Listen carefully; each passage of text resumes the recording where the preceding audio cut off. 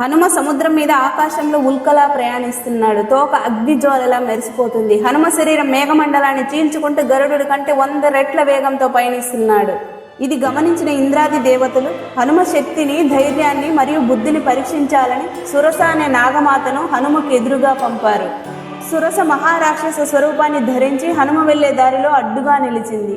హనుమ తారసపడగానే, ఓ వానరోత్తమ, నా ఎదురుగా ఎవరొచ్చినా నాకు ఆహారం అవుతారు అని నాకు బ్రహ్మదేవుడు వరం ఇచ్చారు.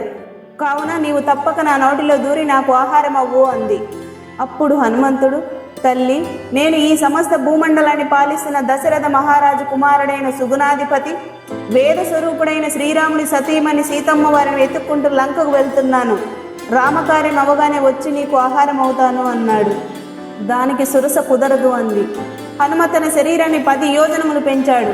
సురస కూడా తన నోటిని 10 యోజనములు పట్టేంత పెద్దగా తెరిచింది. హనుమ 20, 30, 50, 70 అలా తన శరీరాన్ని 100 యోజనములకు పెంచాడు. సురస కూడా అంతే పెద్దగా తన నోరు తెరిచింది. హనుమ వెంటనే బొటనవేలంత ఆకారంలోకి మారి రివ్వున సురస నోటిలోని నాలుకను తాకి అంతే వేగంతో వెనుతిరిగి సురస వరాన్ని గెలిచి తిరిగి ఆకాశ మార్గాన పయనమయ్యాడు. సురస మరియు దేవతలు హనుమ బుద్ధి, శక్తి, ధైర్యాన్ని చూసి ఆనందించి ఆశీర్వదించారు. ఫ్రెండ్స్, ఈ విషయాన్ని మీరు తొలిసారిగా విన్నట్లయితే లైక్ చేయండి, సబ్స్క్రైబ్ చేయండి మరియు జై హనుమాన్ అని కామెంట్ చేయండి.